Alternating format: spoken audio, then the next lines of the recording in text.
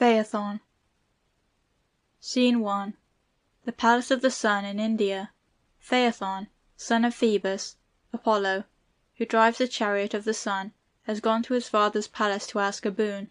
Phoebus, arrayed in purple, sits on a throne sparkling with emeralds.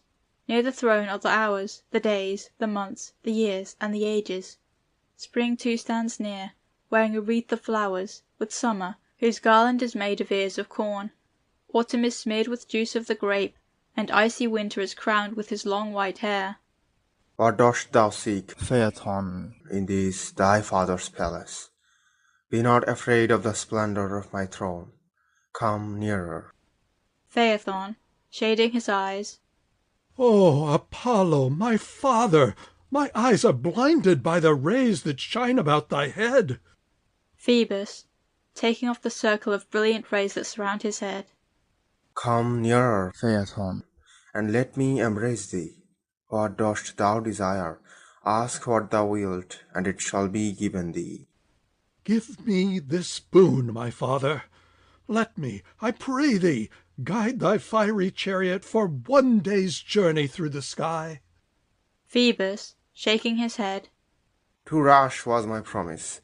How can I grant a gift so dangerous? Thou art but a mortal. Thy years are few, and thy strength is slight. Yet thou askest what is denied even to the gods. None but Phoebus can stand upon the fiery axle tree and guide the chariot, not even Jupiter himself. Steep and difficult is the first part of the way. Hardly can the horses climb it, even in their morning strength. I will urge them with my voice and with the singing lash. In the middle of the heavens the course is high, and he who drives trembles with fear as he looks down upon the sea and earth so far below. The downward course is a steep descent, and requires a sure command of the horses. The ocean, watching below to receive me in her waves, is wont to fear lest I shall fall headlong from above. My head is strong, and my heart is steadfast. I should not fear. The heavens are carried round with a constant rotation, and bear with them the lofty stars, whirling them in rapid motion. Against this I must contend. That force which overcomes all other things does not overcome me, and I am borne in a direction contrary to the rapid world. What couldst thou do if I gave thee the chariot? Would not the whirling heavens carry thee away? Surely the horses know the way. I would urge them mightily, and control them with bit and rein. Dost fancy that the way lies through groves and cities of the gods, wherein are stately temples enriched with gifts? Instead, the way is beset with danger on every hand. Thou must pass close by the horns of the threatening bull, and before the raging lion, the cruel scorpion, and the crab. I shall not fear them. The steeds which thou must drive carry fire in their breasts, and breathe it forth from mouth and nostrils. Hardly can I restrain them when their high mettle is roused, and they struggle against the rein. My heart is troubled at the danger thou wouldst tempt. Thou askest a punishment, not a gift. If thou dost still urge thy rash demand, it shall be granted, for I have sworn it by the sticks. But for the last time I entreat thee, ask a less dangerous plaything than my chariot of day, drawn by the fiery steeds. Look upon the rich world, ask for any precious thing it contains, and it is thine. Surely it is better to choose a blessing than a curse. The blood of the father flows in the son, and tempts him to high endeavors. If I fail, I fail. I will at least strive nobly. Come then, if thou wilt not be turned aside from thy rashness, follow me to the chariot.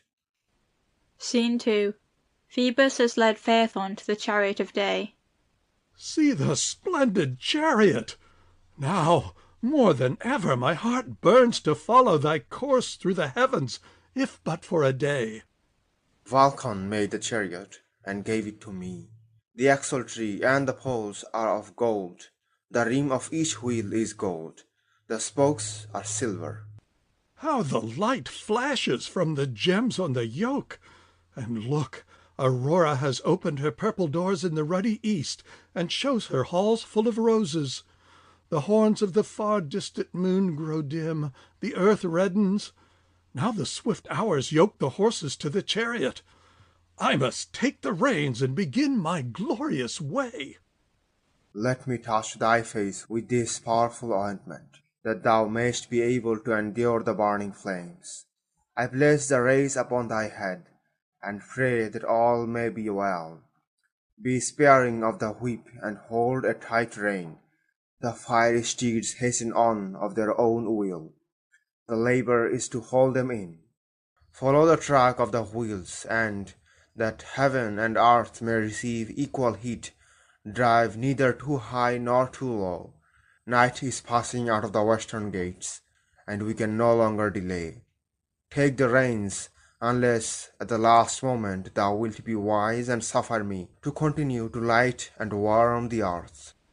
I take the reins, and give thanks, eternal thanks, for the glory lent me for one day. Phaethon is borne off in the chariot by the impatient horses. Phoebus watches his flight. Unhappy youth! He knows not what he undertakes. Here must I stand and watch his perilous course. See, the chariot, without its accustomed weight, swings from side to side. The steeds rush headlong and leave the troubled road. Phaethon, Phaethon, tighten the rein. It is the only hope. As well shout to the tumbling billows and expect them to obey. Now he is close to the scorpion. What thinks Phaethon of the poisonous monster, menacing with his arms and the tail and crooked claws? Surely the reins must have fallen from Phaethon's hands. The horses follow their own will, now among the stars, now down almost to earth again. They drag the chariot into unknown regions of the sky, over pathless places never visited before. The clouds begin to smoke, the mountain tops take fire, the fields are parched, the plants wither, the harvest is ablaze. Great cities burn with their walls and towers, the world is on fire, the end of all things is near. Scene 3. Earth lifts her head above the waters and, screening her face with her hand, looks up to heaven and calls on Jupiter. O ruler of the gods, if I have deserved this treatment, why withhold the thunderbolts? If it is thy will that I perish by fire, let me at least fall by Jupiter's hand. Is this the reward of my fertility, my obedient service? Is it for this that I have supplied herbage for cattle, and fruits for men? What has the ocean done to deserve such a fate? The waters shrink, sea and earth will perish together. If we cannot excite thy pity, think of the danger that threatens heaven. The poles which sustain Jove's palace are smoking. If they are destroyed, the palace must fall. Atlas faints and with difficulty sustains his burden. O Jupiter, save us from the devouring flame. Deliver us. Save us. Listen, all ye gods, to earth's complaints. Bear witness that unless I give my aid, earth, sea, and heaven will perish. Phoebus, unhappy father of a rash, misguided son, see to what he has brought us. Bear witness that unless I stop his career, nothing can save us from total ruin. Neither clouds nor showers remain. I cannot send the kindly rain to stop the spreading fires, yet I can send my thunderbolt against the evil-doer. Behold, the lightning strikes Phaethon. The flame consumes his yellow hair, and he falls like a shooting star down to the river Eridanus, which receives him. Footnote. The river Po was called Eridanus by the ancients. Amber, supposed to be the tears of the nymphs, is found upon its banks. End footnote. Scene 4. Mount Olympus. Phoebus Apollo, dressed in squalid garb, gives himself up to grief for the loss of his son. It was not enough to lose Phaethon, the bright, unconquered boy. My daughters too have been taken from me. As sisters should, they mourned their brother's death, weeping and beating the breast. At length one finds her feet grown stiff, another finds herself rooted to the ground, a third, as she tears her hair, tears of leaves. Their arms become branches, bark closes upon them and seals their mouths, even as they say, "Farewell!"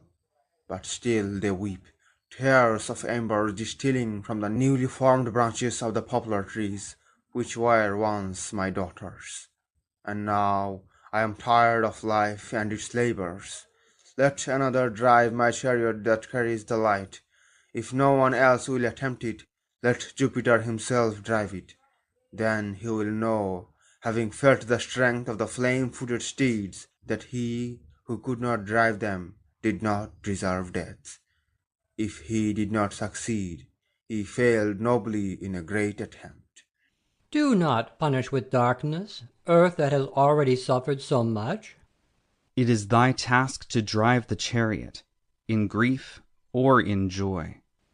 I hurled my lightnings to save heaven and earth from doom.